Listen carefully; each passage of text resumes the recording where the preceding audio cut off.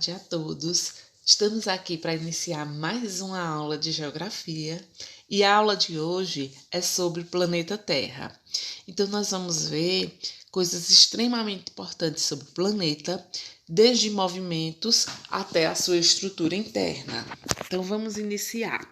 Para isso, eu peço que vocês peguem os cadernos, as canetas, façam suas anotações e logo após nós tiraremos todas as dúvidas que vocês tiverem.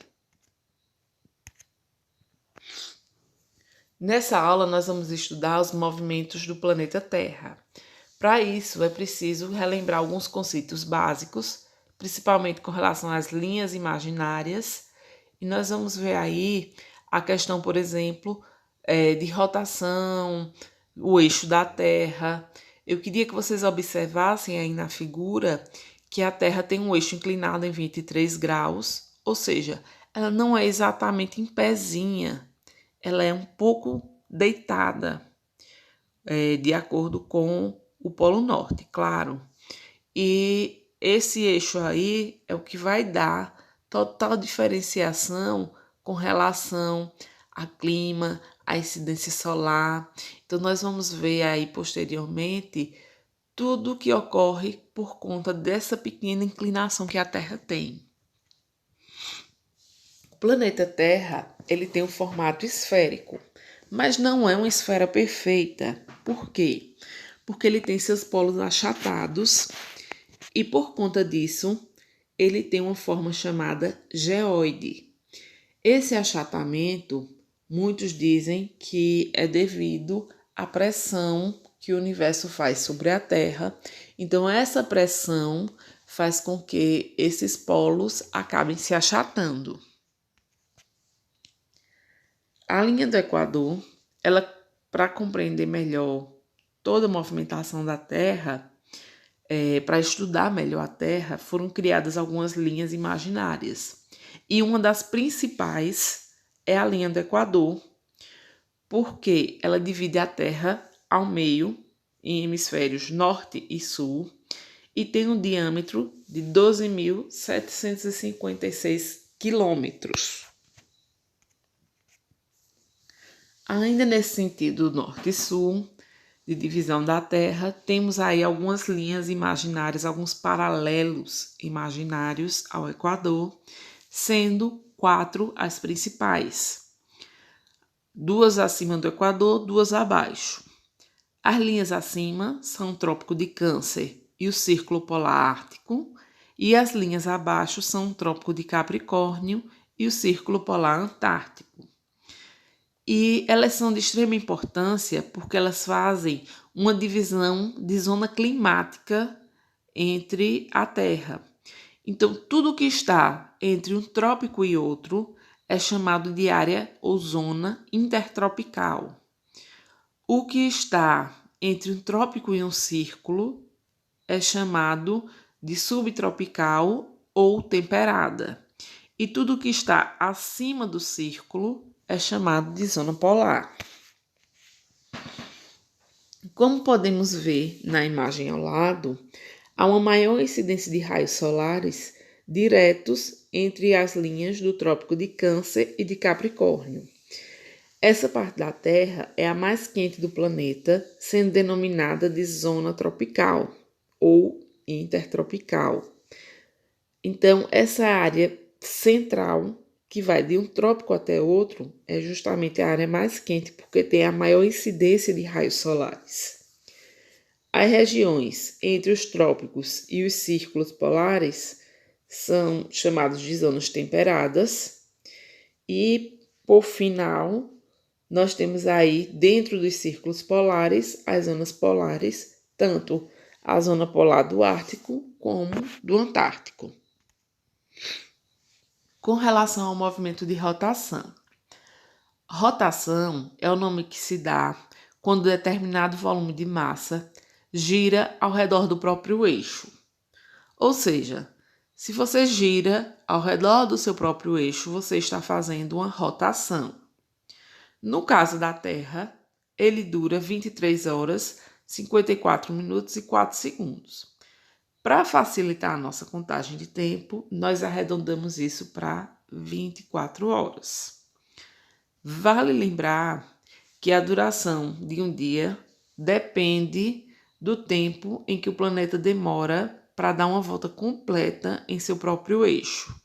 No caso aí do planeta Vênus, dura 243 dias terrestres, ou seja, aproximadamente 5.832 horas. Enquanto em Mercúrio, um dia dura 58,6 dias terrestres, ou seja, aproximadamente 1.406,4 horas. A Terra, ela gira em sentido anti-horário, vista a partir do Polo Norte.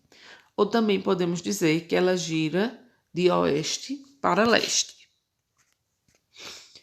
E quais são as consequências desse movimento de rotação?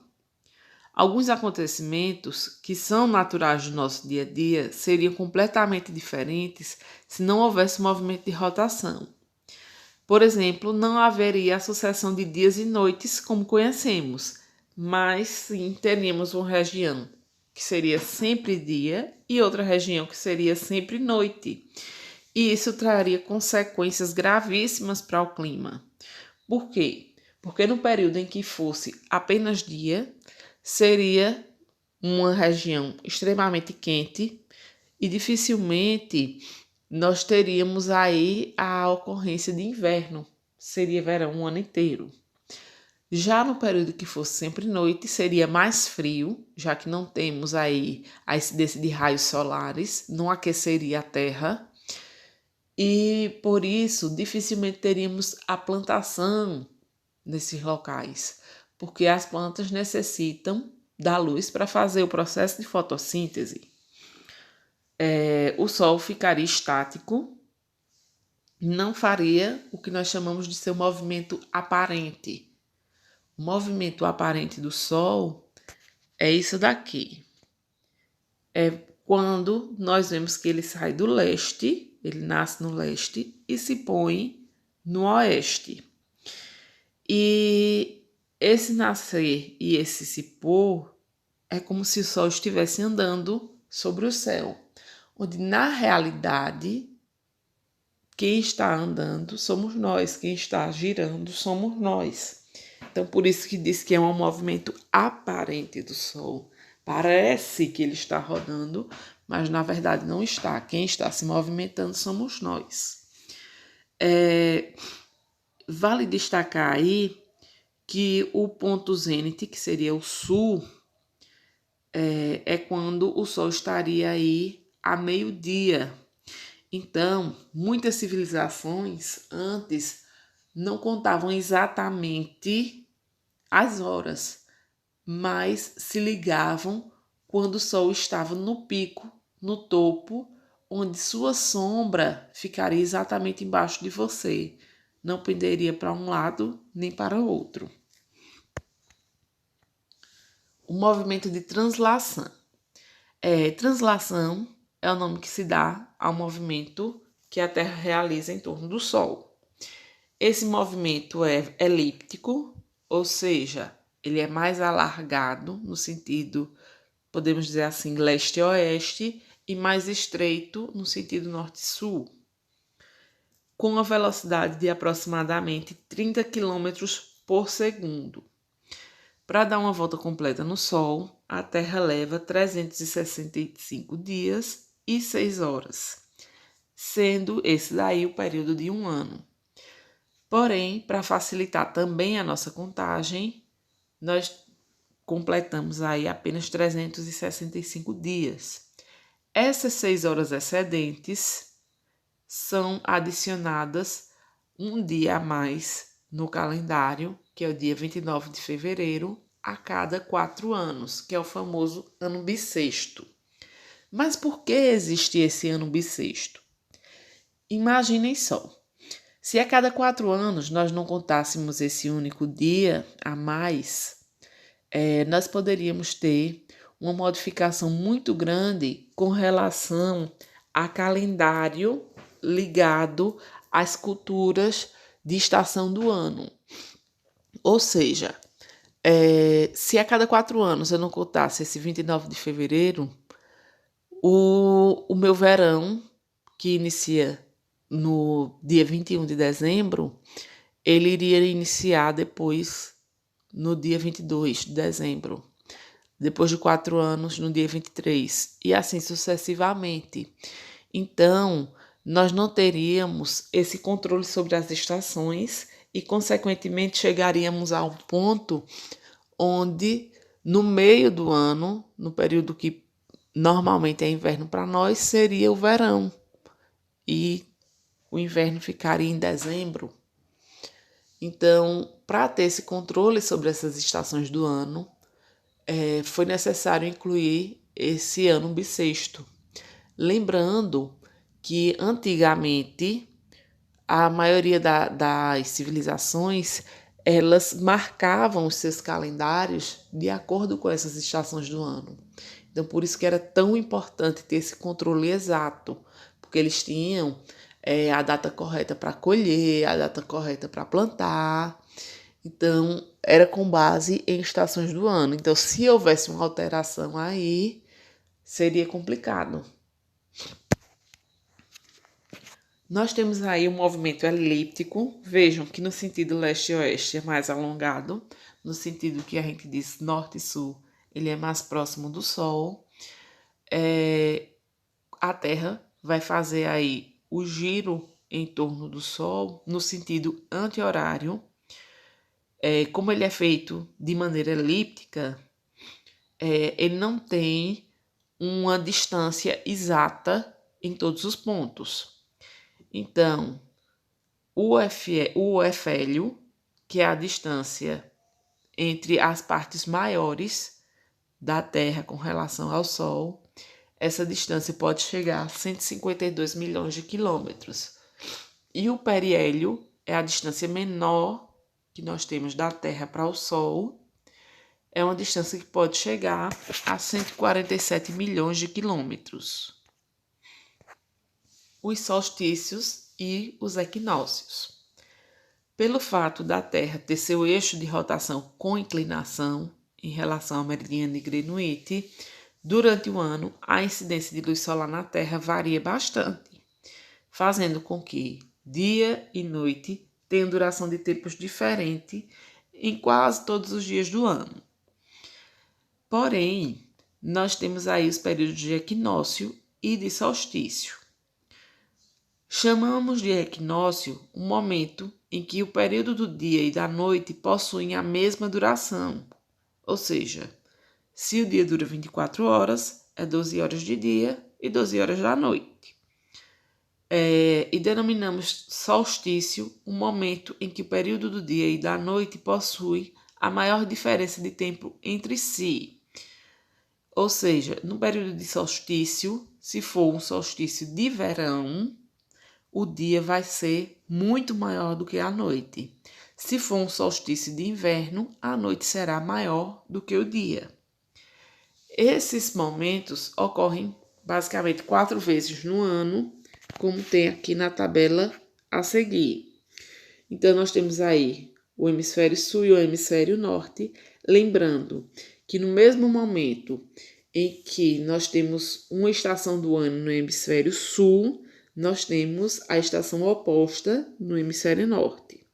Então, quando é primavera em um, é outono em outro. Quando é verão em um, é inverno em outro, e assim sucessivamente. No caso aí dos equinócios, quando nós temos o período de dia e noite iguais, isso daí é no dia 21 de setembro e 21 de março, que tem início, que é o início dessas estações do ano. E o período de solstício de verão é em dezembro, 22 de dezembro, e o solstício de inverno é 21 de junho. O inverno e o verão no hemisfério sul.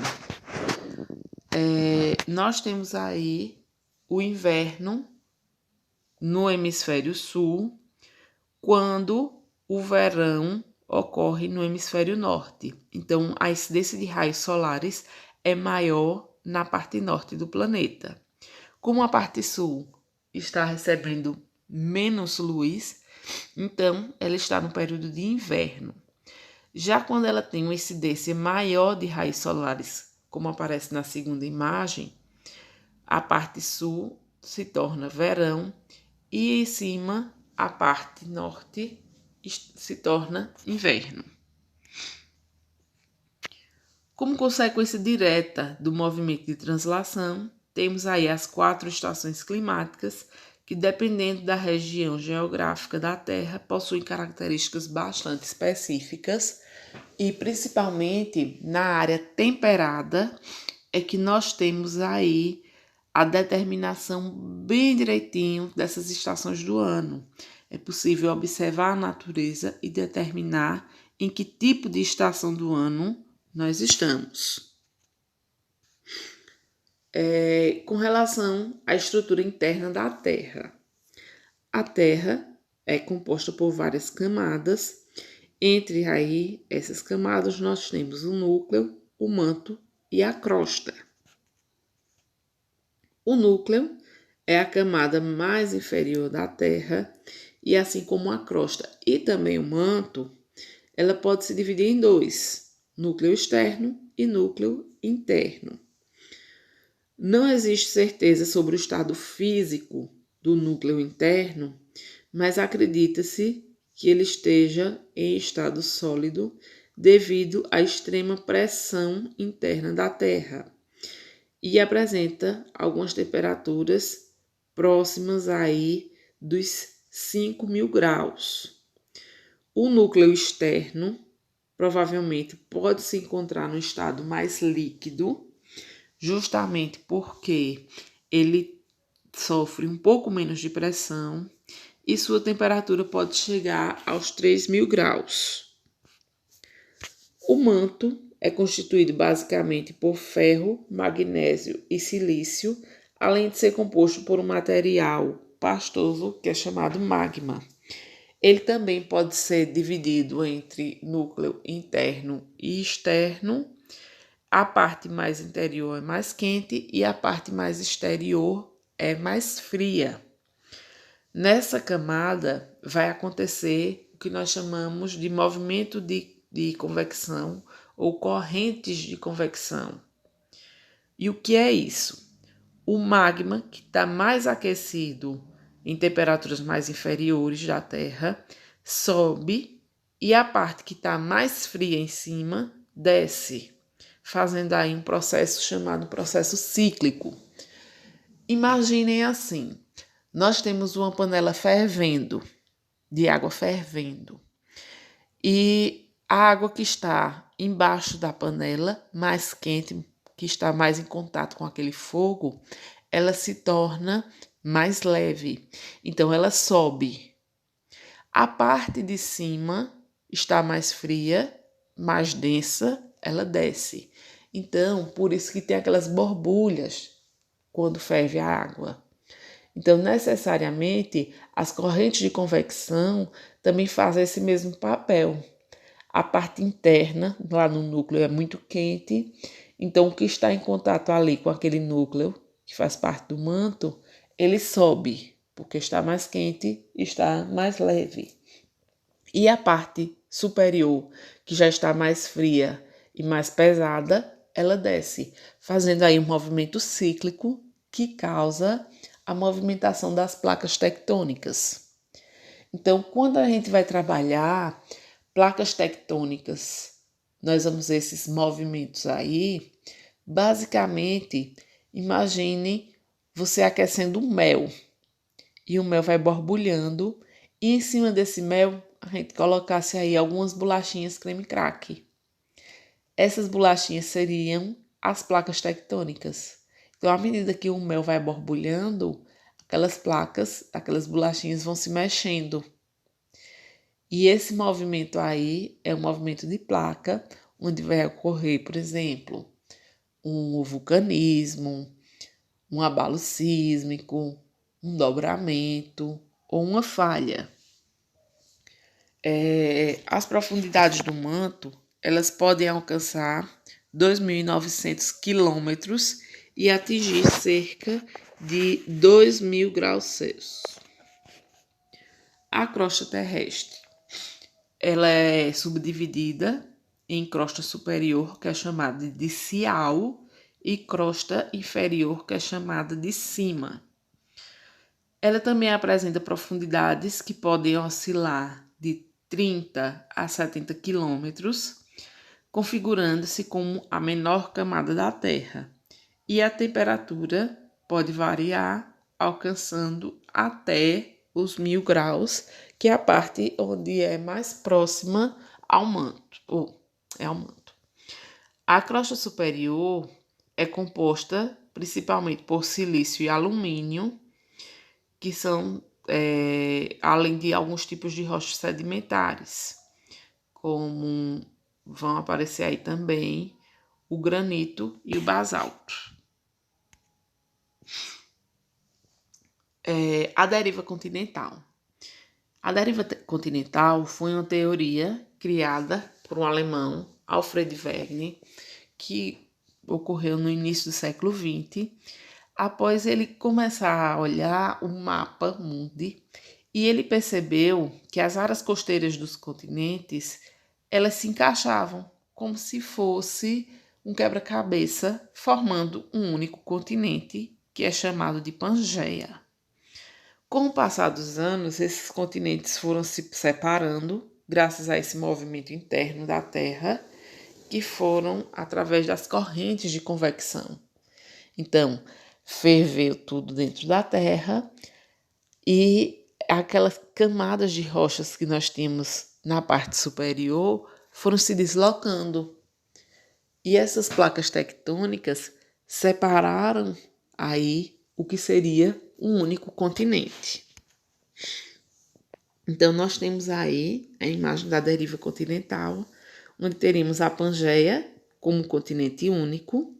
Depois, esse continente teria se dividido em 2 continentes, que seria aí a Laurásia e a Gondwana, e depois se subdividiu no que temos hoje como os 6 continentes.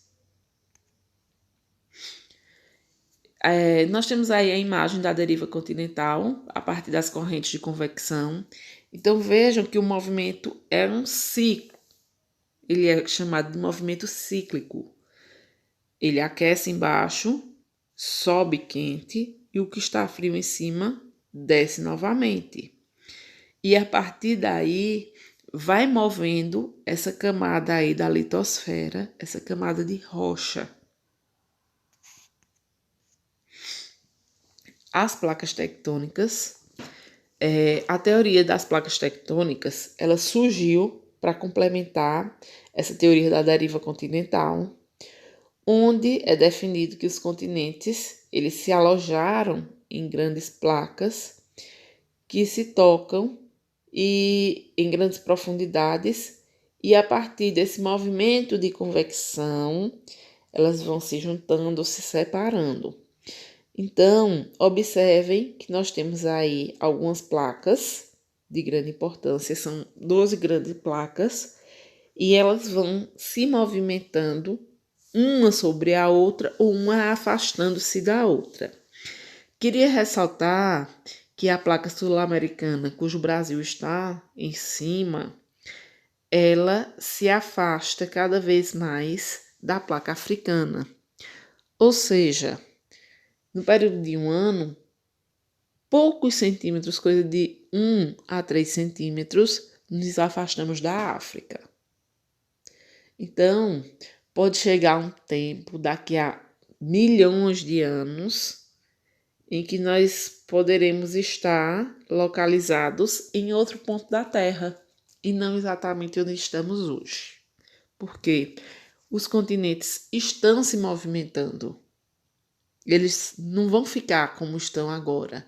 Daqui a milhões de anos, eles vão estar em um formato, em uma maneira diferente. Os limites das placas.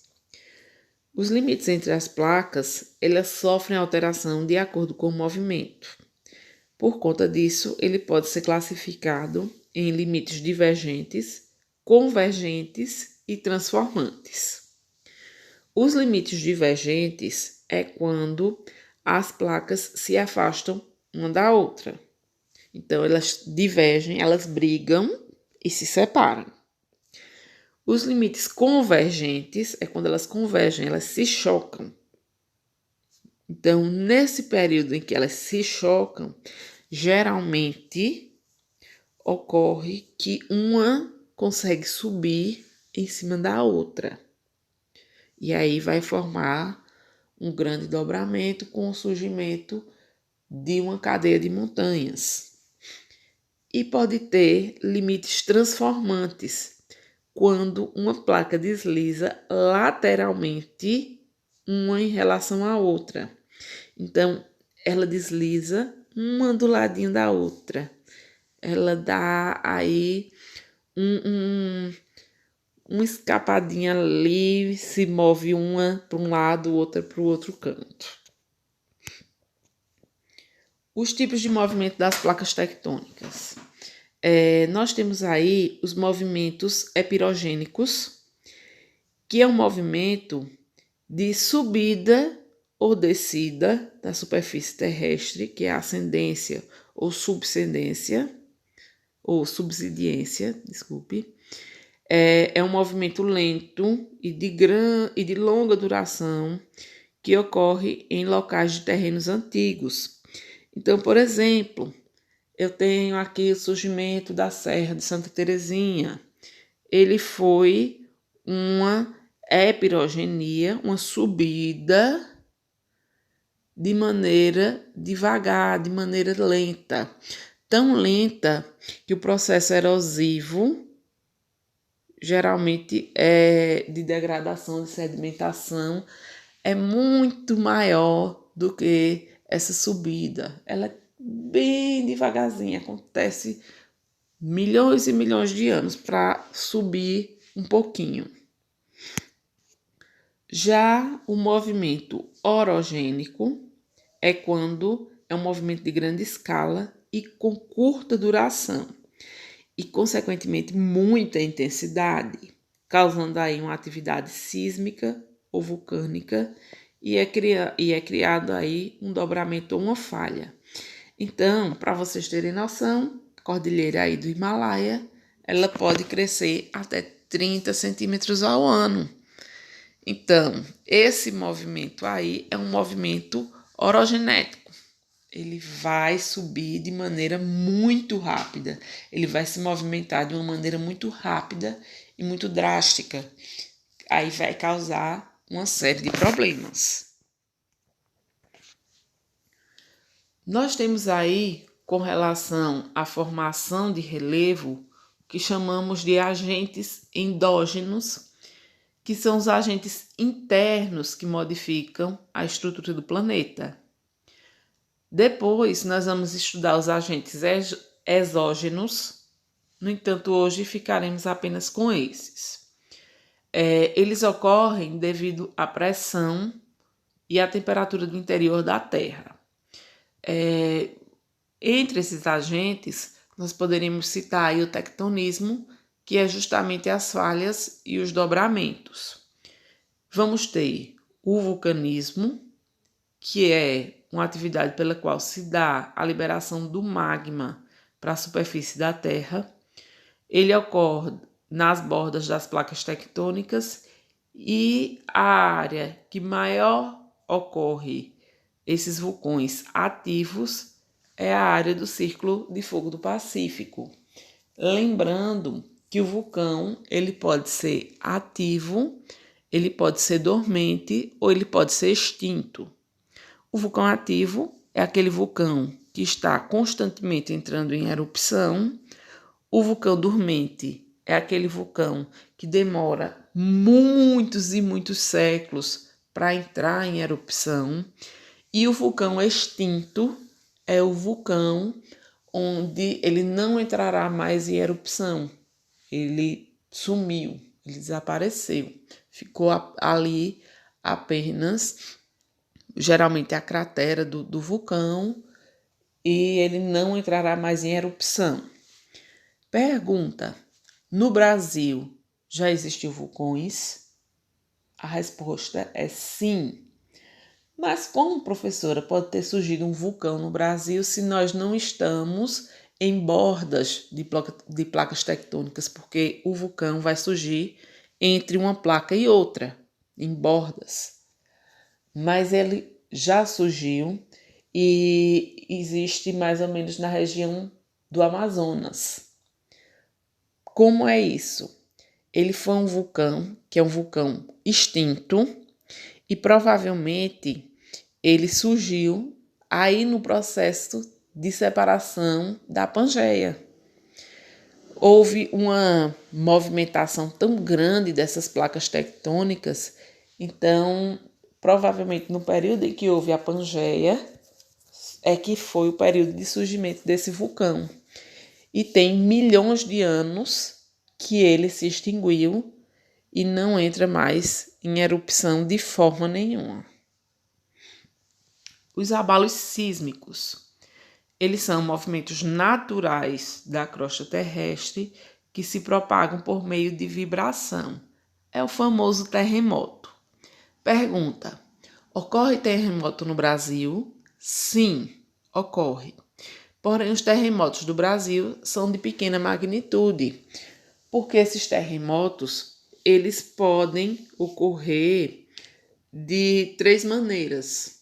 Eles podem ocorrer por meio da ativação do vulcão, ele pode ocorrer por conta de algum deslizamento interno de terra, e ele pode ocorrer porque há algumas falhas internas. Então, essas falhas internas, elas podem causar aí uma rachadura, uma ruptura ali naquela parte interna, e a partir daí ele pode movimentar aquele terreno, e com essa movimentação pode ocorrer em qualquer local da Terra um abalo sísmico. Então, aqui no Brasil, nós temos aí o aparecimento de diversas falhas, de diversos buraquinhos no nosso terreno interno. E com isso, com essa movimentação da placa, esse assentamento da nossa placa, pode aumentar essa rachadura interna, causando aí um abalo sísmico. Quando esse abalo sísmico ocorre, ele tem o local exato onde ocorre, ele é chamado de hipocentro, na parte interna do relevo, e epicentro na parte externa do relevo, onde se inicia aquele abalo. Então, sempre que vocês forem ouvir falar sobre o terremoto, vai dizer assim: olhe, o epicentro do terremoto foi em tal local. O epicentro é o local exato que ocorreu aquele abalo sísmico na superfície da Terra.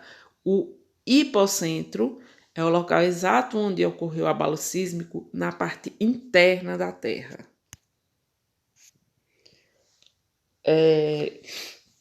Nós temos aí os abalos, que podem ser, como eu já disse, vulcânicos, tectônicos, que é quando existem essas falhas aí, essas movimentações, e através de um desabamento de terra. Para medir a magnitude do terreno, ela pode ter essa medição através da escala Richter. Nós temos aí essa escala, e no início, uma coisa interessante é que essa escala só ia apenas até 8. Não existia acima de 8, de 8 para cima. Existia apenas 8. Mas foram detectados alguns terremotos tão fortes que foi medido aí acima de 8. Então, por isso que coloca-se hoje em dia acima de 8, mas existe aí uma destruição completa do que existe ali. Então, a cada grau de magnitude tem um efeito determinado para esse tipo de escala. E os tsunamis, que são ondas gigantes, causadas principalmente pelos maremotos, que são os terremotos no mar. Com o movimento das placas tectônicas, ocorre o deslocamento de uma grande coluna de água em cima dela, formando essas ondas enormes. Então, vocês têm aí a imagem explicando aí o aparecimento dessas ondas gigantes e elas têm um grande poder de destruição. Nós temos aí vários exemplos que ocorreram, principalmente na região da Ásia, que ocorre esses tsunamis, porque nós temos aí um encontro de várias placas. Então, muito próximo ao Japão, sempre ocorre muitos terremotos e muitos tsunamis. Terminamos por aqui, espero que tenham compreendido e durante a aula nós vamos tirar todas as dúvidas que ficaram com vocês. Só uma errata aí que eu comentei inicialmente, que o verão começava 21 de dezembro e é 22 de dezembro, ok? Fiquem com Deus, até a próxima.